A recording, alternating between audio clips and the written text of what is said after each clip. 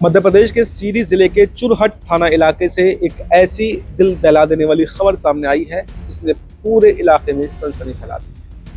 कोष्ठा पवई के घने जंगलों में कुछ समय पहले मिले एक अज्ञात इंसानी कंकाल की गुत्थी को पुलिस ने अब पूरी तरह से सुलझा लिया है।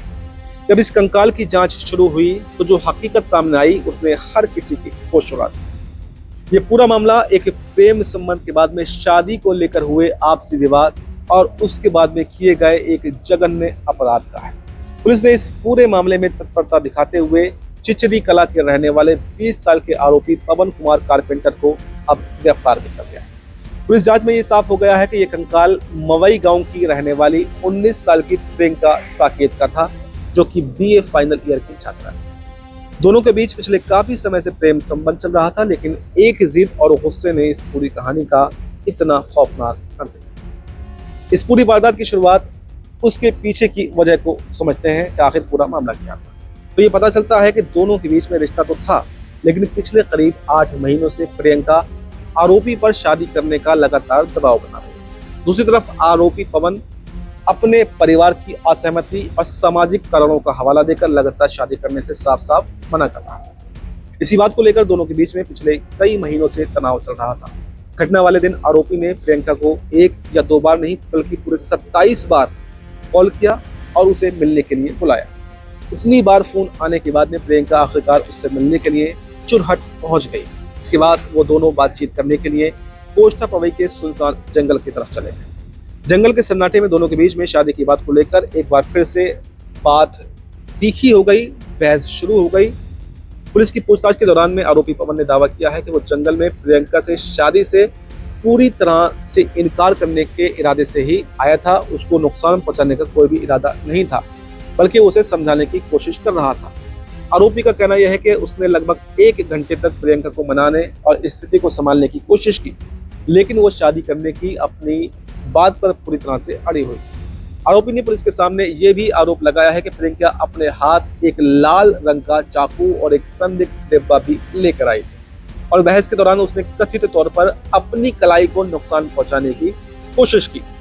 आरोपी के मुताबिक इसी गहमा-गहमी और तनाव के बीच उसने अपना मानसिक संतुलन और पूरी तरह से खो दिया और गुस्से में आकर पास में ही पड़े एक भारी पत्थर से प्रियंका पर हमला कर दिया, जिससे उसकी मौके पर ही मौत हुई। इस वारदात को अंजाम देने के बाद में आरोपी के सर पर कानून से बचने का एक भूत सा सवार हो गया। उसने बहुत ही शातिराना तरीके से सबूतों को मिटाने की एक साजिश रची।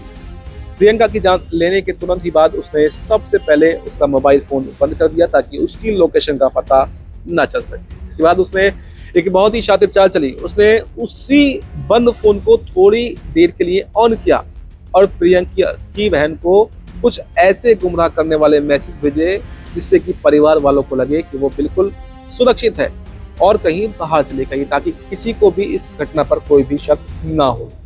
जब उसका ये काम पूरा हो गया तो उसने पुलिस और तकनीकी जांच को भटकाने के लिए प्रियंका के उस मोबाइल फोन को पूरी तरह से तोड़ दिया और उसे ले जाकर पास की नरकुई नदी में फेंक दिया, ताकि पुलिस को भी कभी कोई डिजिटल सुराग ना मिल सके। इस पूरी खौफनाक कहानी का राज तब खुला जब 30 जून 2026 को कोष्ठा पवई के जंगल में स्थानीय लोगों को एक इंसानी कंकाल दिखाई दिया। जंगल में कंकाल मिलने की खबर मिलते ही चुरहट पुलिस तुरंत एक्टिव हो गई और मामले की गंभीरता को देखते हुए एक विशेष जांच टीम का गठन किया गया। चूंकि शव पूरी तरह से कंकाल में बदल चुका था, इसलिए पहचान कर पाना एक बहुत बड़ी चुनौती थी।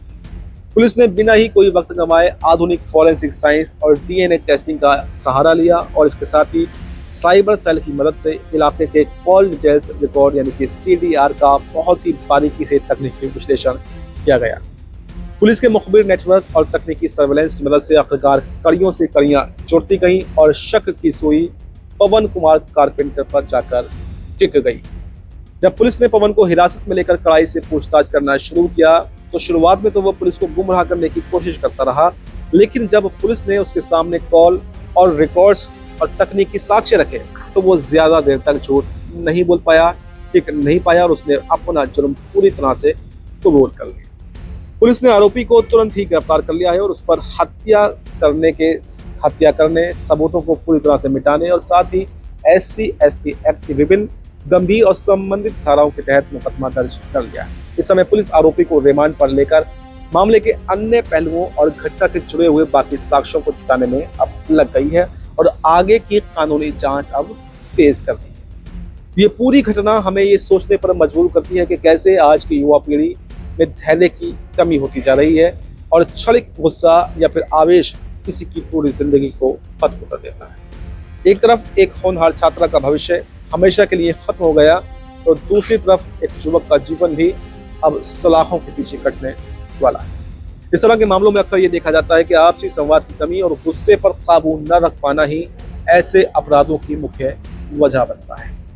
पुलिस प्रशासन का कहना है कि वो इस मामले में इतनी मजबूत चार्जशीट तैयार कर रहे हैं ताकि आरोपी को कानून के तहत सख्त से सख्त सजा दिलाई जा सके और पीड़ित परिवार को न्याय मिल सके। सीधी जिले की इस दिल दहला देने वाली वारदात और पुलिस की इस बड़ी कामयाबी पर आपकी क्या राय है और आपको क्या लगता है कि समाज में बढ़ते इस तरह के अपराधों को रोकने के लिए क्या कदम उठाए जाने चाहिए? आपकी जो भी राय हो हमें कमेंट बॉक्स में जरूर लेकर जाएं। इस रिपोर्ट में फिलहाल इतना ही। आप देखते रहिए CM मैसेज। नमस्कार।